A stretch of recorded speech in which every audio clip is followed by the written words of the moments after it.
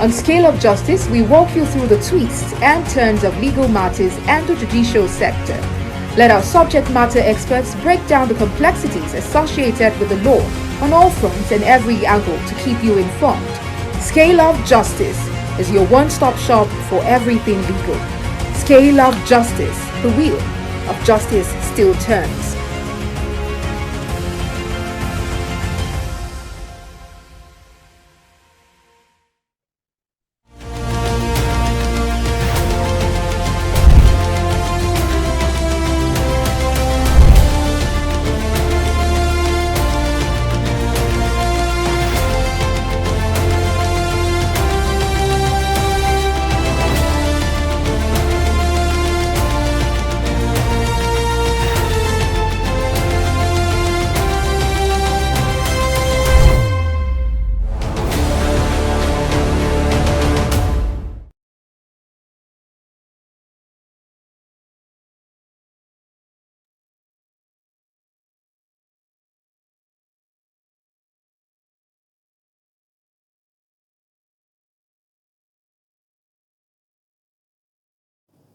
When workers of the Federal Capital Territory Administration had threatened industrial action a couple of weeks ago, it looked like something that was not likely going to happen.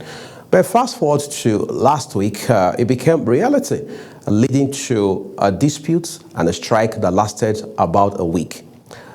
Now it has become a subject of litigation, with the National Industrial Court of Nigeria ordering all the workers to get back to work, report for duty, while the matter continues to be heard. As it stands today, the leadership of the Nigeria Labour Congress has kicked against that judgment, saying that justice has not been done on the side of the workers themselves.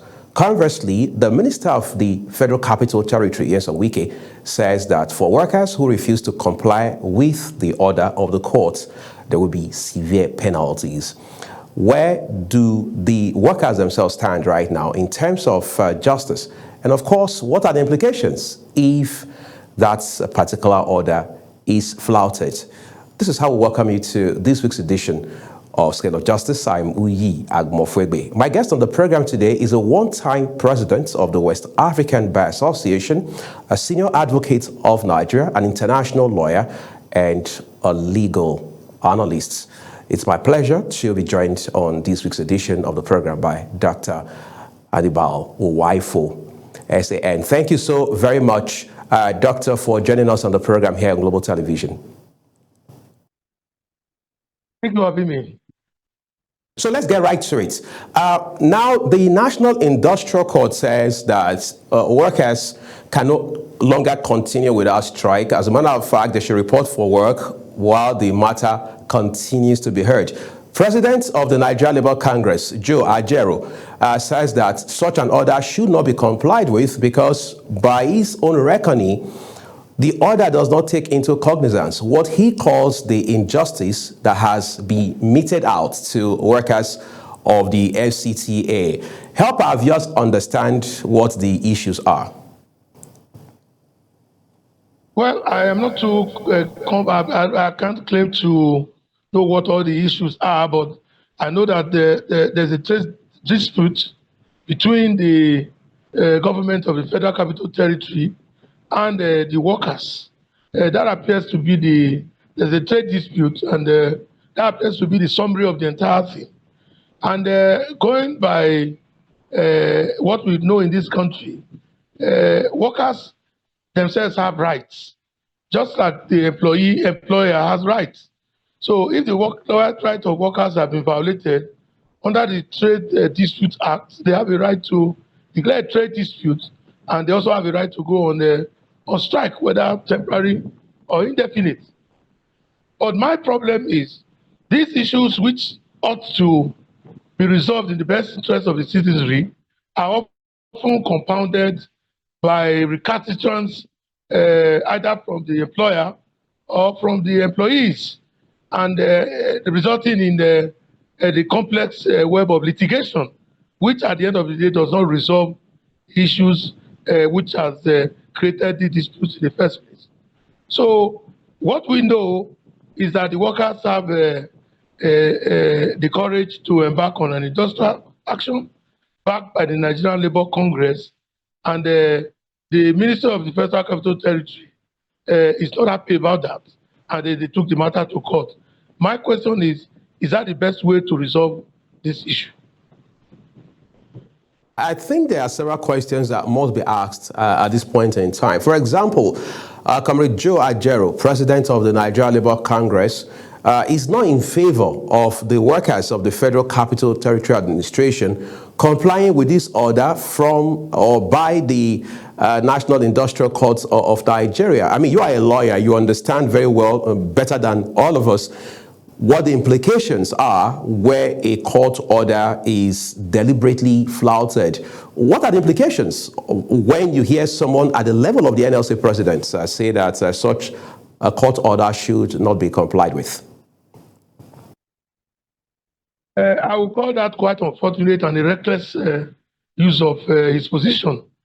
When the court of law has given an order, whether it is valid in your eyes or invalid, whether you like it or not, it has to first and foremost be complied with. There are processes for dealing with these issues.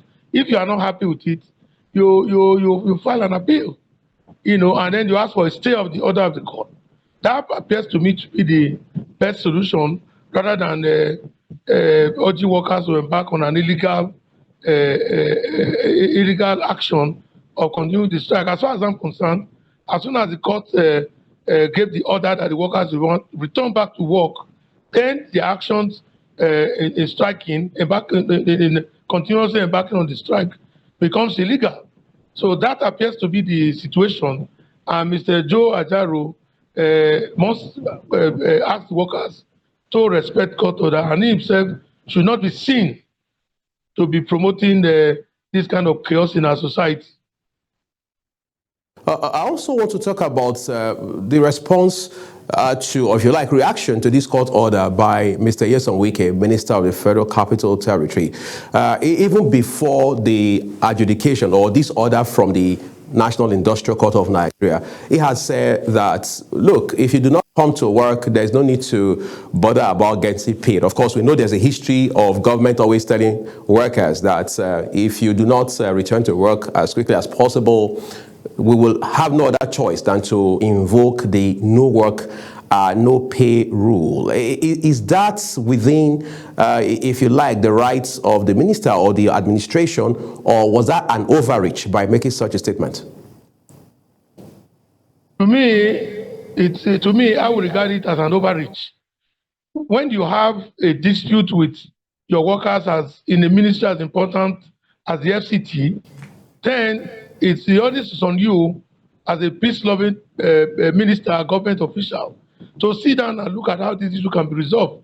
Bring in men and women, industrial experts, those who have been there before, to help you resolve these disputes with the workers, so that the good governance of the ministry can continue.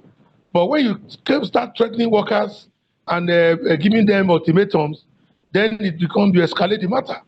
Tensions now flare up even more than it was before. So I think that the Federal Capital Territory Minister have not handled this matter well. In my opinion, he has not handled this matter well. Workers are suffering. Everybody knows how the country is. So everybody is now, everywhere is tensed up. So if we have a situation where the workers are aggrieved over certain things, there's nothing that cannot be resolved. It should be resolved rather than no work, no pay, or resolve, or going to court, which in any case, it's there for everybody to go to. I'm not saying they shouldn't go to court. But I think that the resolution of this nature to be done by alternative dispute resolution mechanisms of the government, and all those rights under the constitution of this country, the workers have rights. Under their labor and employment, they have rights. Their rights are also enshrined there. Their rights are also enshrined in all the enactments regarding trade unions in Nigeria. So I believe that the thing has not been properly handled well. I was looking at clips from the television where workers were booing the minister and they're making all kinds of uncomplimentary remarks. This would not have happened if the minister has taken time to study the history of how disputes end and to come to find out that all this threat of no work, no pay has never really worked. Therefore, employing the tactics that have never worked from the very beginning is a no-brainer, with all due respect.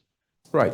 I want us to also use this as a medium to now look at where we stand today in terms of rights of workers. Of course, the government also has rights because, as lawyers say, someone else's right begins where yours stops.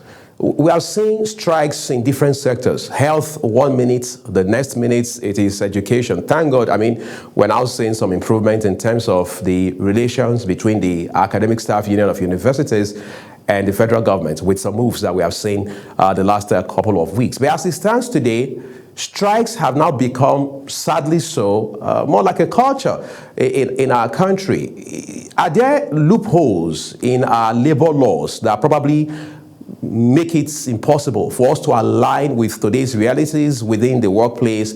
Or is it just a different kind of systemic problem that we're dealing with that are leading to these sort of, if you like, incessant strike actions?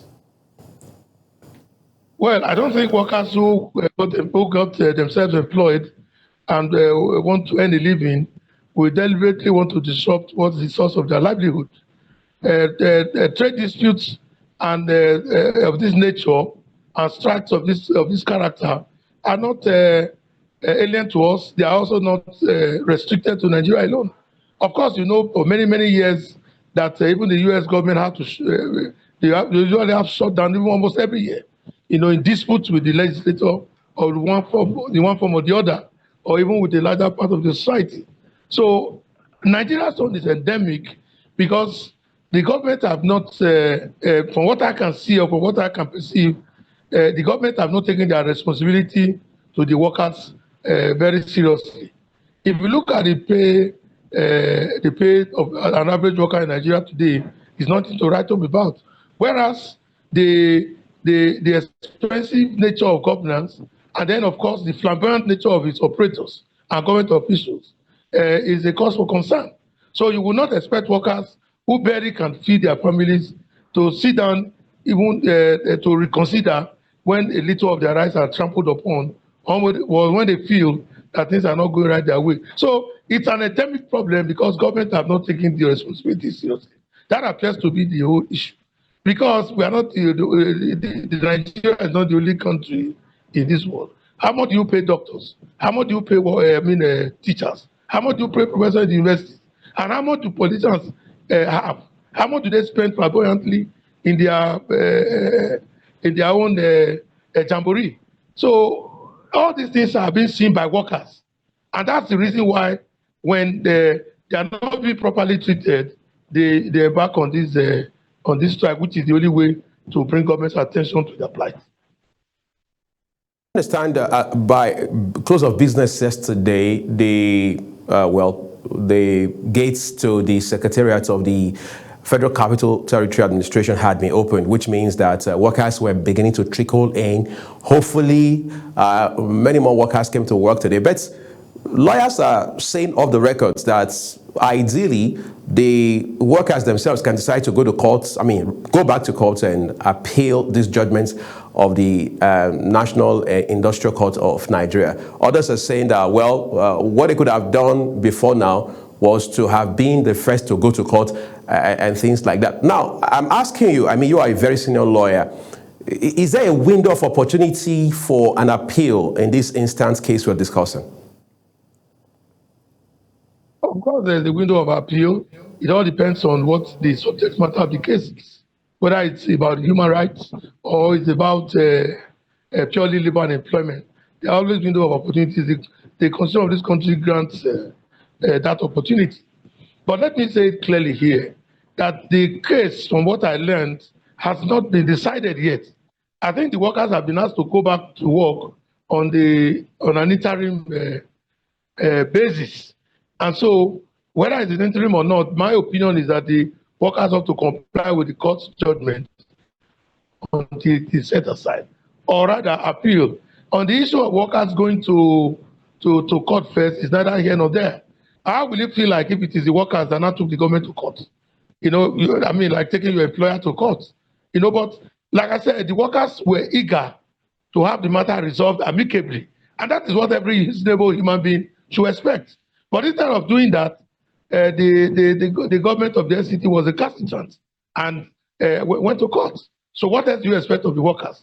So when things go wrong and go already this way, most of the time you find out that the government or those in charge of these things have behaved malapide. They have not considered things properly. They want to use iron hand because they are in charge of these things, and the things do not really work out like that. In the end, it is the country that loses. Oh, well, I think this is the point where we need to let you off. But before all that, I would like to say a big thank you to you, Dr. HANNIBAL UWAIFO, SAN, for taking out time to help us understand some of these developments regarding the industrial disputes between the Federal Capital Territory Administration and its workers. Again, we appreciate your time and expertise. Thank you so much for having me. Enjoy your day, sir. Great. All right, so much to talk about strike culture, so to speak, in this country. One time it was the ASU, the Academic Staff Union of Universities. For a long time, for decades, we saw those strikes off and on, time and again, and the very adverse impact they've had on the education sector, especially the tertiary education system, and how they have also caused several setbacks for students, whether undergraduates or postgraduates. By 2009, the federal government had gone into an agreement with the union and saying that XYZ will be done, including some remittance of 200 billion on an annual basis over a specified period of time to help better the conditions within university campuses. However, just a few years down the line, the federal government had continually and consistently reneged on that promise, showing next to no commitment regarding that memorandum of understanding, which some, experts in industrial relations now call memorandum of action. However, more than 15 years down the line, the Tinubu administration has now taken a bold step to say enough is enough, and it has now gone into some sort of, if you like, renegotiation with the leadership of the Academic Staff Union of Universities, all in a bid to ensuring that there's some considerable stability within the university system in our country.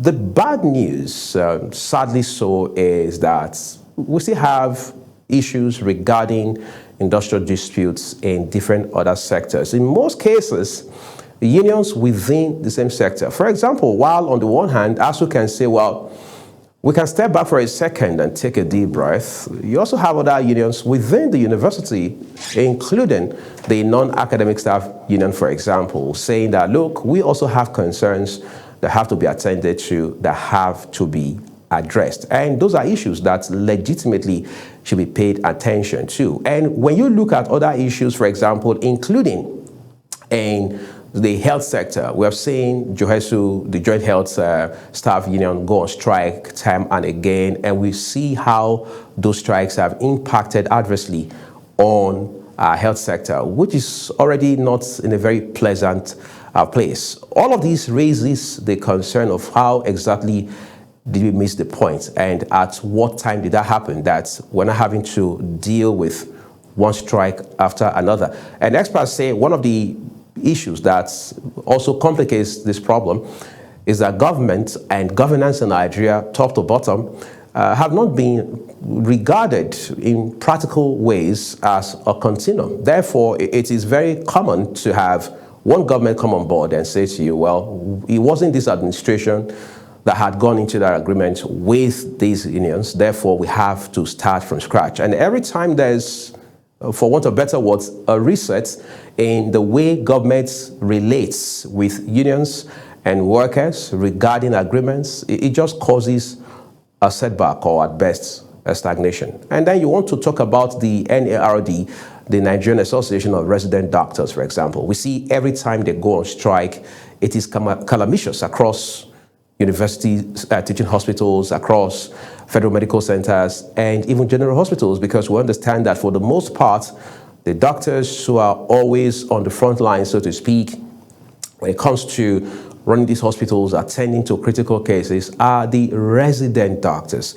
Not too long ago, they also had embarked on one of such strikes, and at some point, having realized that there was need to rethink that action, said, well, we are giving government a couple of weeks to take a second look at its stance, look at the issues that we have raised, and then explore the possibility of helping to, if you like, alleviate the suffering of patients and in general Nigerians. And then it called off that strike. And the leadership, the national leadership, that is, of the NARD did make clear at that point in time that, look, this is a temporary measure to give the government a window to reconsider its stance and then maybe return to the negotiation table so we can take a look at these issues that we have advanced. And then fundamentally, we are asking ourselves, what really are the issues leading to all of these strikes, beyond the agreements, beyond the fact that workers are asking for upward review of their pay? For example, in the case of the FCTA, they are saying that the issues are numerous. In fact, they had even talked about some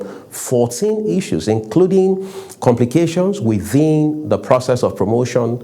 Of course, they've talked about failure to remit pension contributions since May of 2025, and this is a long time. I mean, you're looking at some 8-9 month period for what we are made to understand has a staff strength of 31,000 people. They have also talked about how that the process of promotion is quite opaque. That has to be looked at, and several other issues. However, the FCT minister now says that funding has been made available for payments of January salaries. Will that, as it were, quell this tension? Will it end this dispute once and for all? No, it just simply means that we have to go back to the fundamentals. We have to tell ourselves the truth. Government at all levels, whether states, federal, or local, must come to look at workers in the eye and ask, what exactly does the law say? How do we take responsibility for what the law expects of us? And the workers themselves must do that.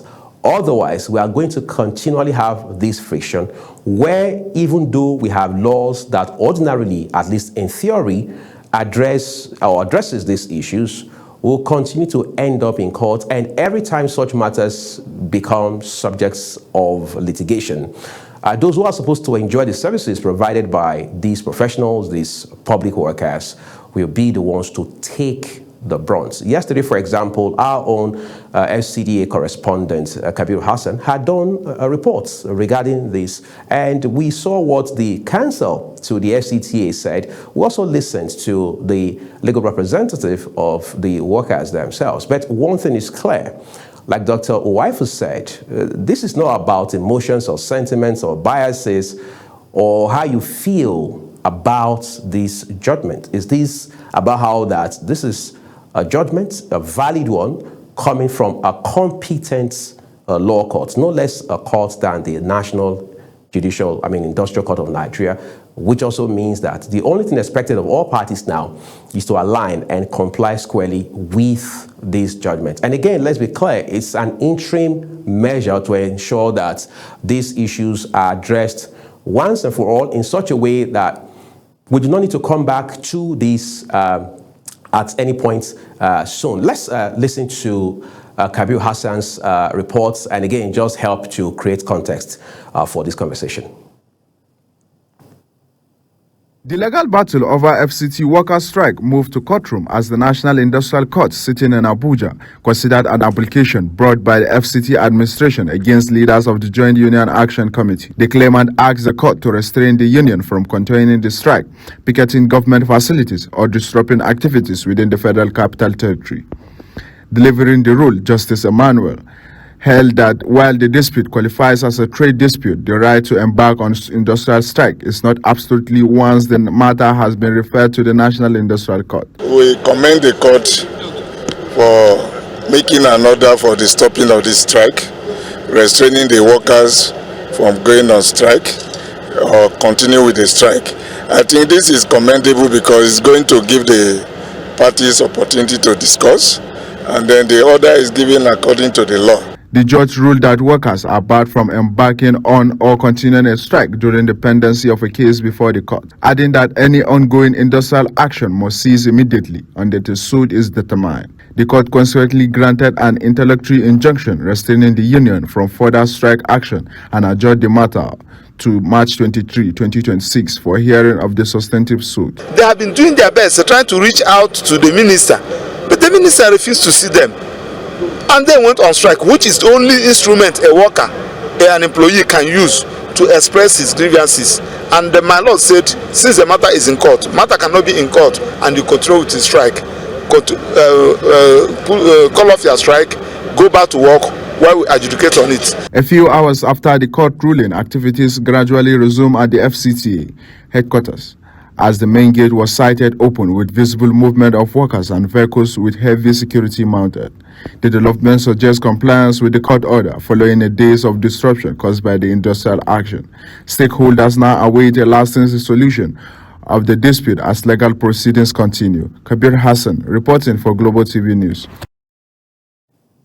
All right, thank you so very much, Kabir Hassan, for helping us understand what had happened in the courts regarding this judgment from the National Industrial Court of Nigeria. While on the one hand, we hope that at least now that there's a subsisting court order in place, that both the workers and the leadership, or if you like, the management of the Federal Capital Territory Administration will take the initiative without wasting further time to come to the negotiation table and again look at those issues squarely. Because before now, what we had heard was that there were 14 demands that had been raised.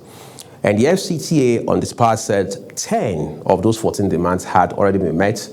They were right in the middle of addressing the last 4, which ordinarily you would say was fair enough. I mean, having been able to trash 10 and working on how to tackle the last 4.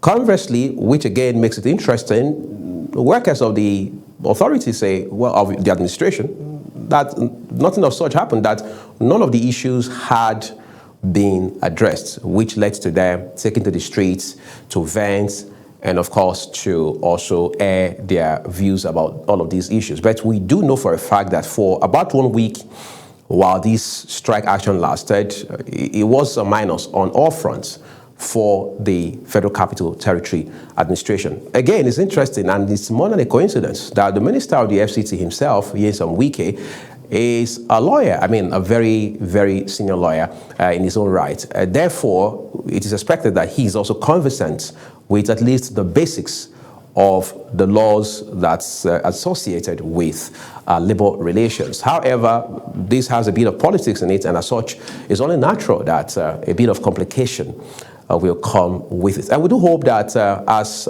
parties continue to negotiate back and forth to find a lasting solution to this issue, the law will take its course and all the parties involved will comply with orders of court as delivered. Again, we're grateful to my guest, Dr. HANNIBAL UWAIFO, SAN, for taking our time to join us on the program here today. On behalf of my team here at Global Television's World Headquarters in Abuja, Nigeria's capital, I'm Uyi Agmofwegbe saying we're grateful. Thank you for watching. Our broadcast here on Global Television now continues.